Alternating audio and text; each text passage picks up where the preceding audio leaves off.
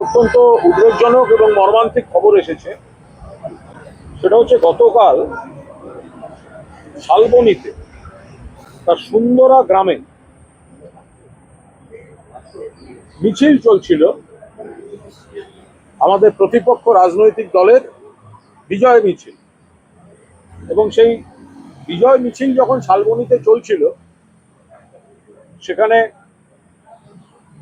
তার পাশ দিয়ে একটি বাচ্চা বাবার বাইকে বাবার সঙ্গে ফিরছিল এবং বিজয় মিছিল থেকে নানা ধরনের পটকা এবং নানা ধরনের ওই চকলেট বোমা ধরনের এরকম ফাটাবার একটা অভিযোগ আছে। ওইরকম একটি জিনিস সেটা একেবারে বাইকের সামনে এসে পড়ে। আতঙ্কে চমকে গিয়ে বাইক থেকে ছিটকে পড়েছিল বাচ্চা ছেলে, শিশুটি তানভীর। এবং সেই সময় পাশ দিয়ে যাওয়ার সময় একটি ট্রাক, দুর্ভাগ্যজনক ঘটনা ঘটে এবং তানভীরকে ধাক্কা মারে এবং বাচ্চাটি মারা যায়। গ্রামের মানুষ পথ অবরোধ করেছিলেন, বিশাল পুলিশ বাহিনী এলাকায় গিয়েছে এবং রাত অবধি, আজ সকালেও উত্তেজনা ছিল। আমরা বিস্তারিত খবর নেওয়ার কি হয়েছে, কেন হয়েছে, আদৌ কতটা হয়েছে, আমরা খবর নেওয়ার চেষ্টা করছি।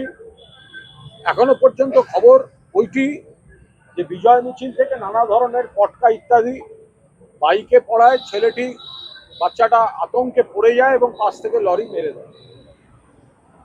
তো আমরা আশা করব এই ঘটনার সবাই নিন্দা করবেন, যে বা যারা ওই মিছিল করছিলেন এবং ওই ধরনের আতঙ্ক তৈরি করা শব্দ ওইসব পাঠাচ্ছিলেন।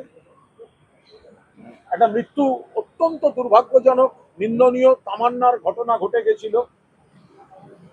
যারা সরব হয়েছিলেন এবং এত কথা বলেছিলেন, ঠিক কাজ করেছিলেন, আমরাও নিন্দা করেছি। এটা হতে পারে না, যে দলই করুক। তাহলে তানভীরের ক্ষেত্রেও একই রকম প্রতিবাদ, তদন্ত, ব্যবস্থা এগুলো হওয়া উচিত। ওখানে মিছিল কারা করছিলেন, কি ধরনের জিনিস তারা ফাটাচ্ছিলেন, সেগুলো কিভাবে পথচারীদের বিব্রত করছিল এবং বাচ্চাটি শেষ পর্যন্ত আতঙ্কে পড়ে গিয়ে একটা রোড অ্যাক্সিডেন্টের শিকার হলো। তাহলে এই বাচ্চা তানভীর, শিশু, তাহলে তামান্নার ক্ষেত্রে প্রতিবাদ এবং বিপ্লব, আর তানভীরের ক্ষেত্রে নীরবতা, দুটো তো হতে পারে না, আলাদা অবস্থান তো হতে পারে না, একই অবস্থান হবে। আমরা তামান্নার সময়ও নিন্দা করেছি, তাহলে তানভীরের সময়ও নিন্দা হোক এবং একইভাবে আইনি যা যা ব্যবস্থা নেওয়ার আছে সে ব্যবস্থাগুলো নেওয়া হোক। তাহলে আমরা এই ঘটনাটা খতিয়ে দেখার দাবি করছি, এলাকার মানুষও সেই দাবি জানিয়েছে।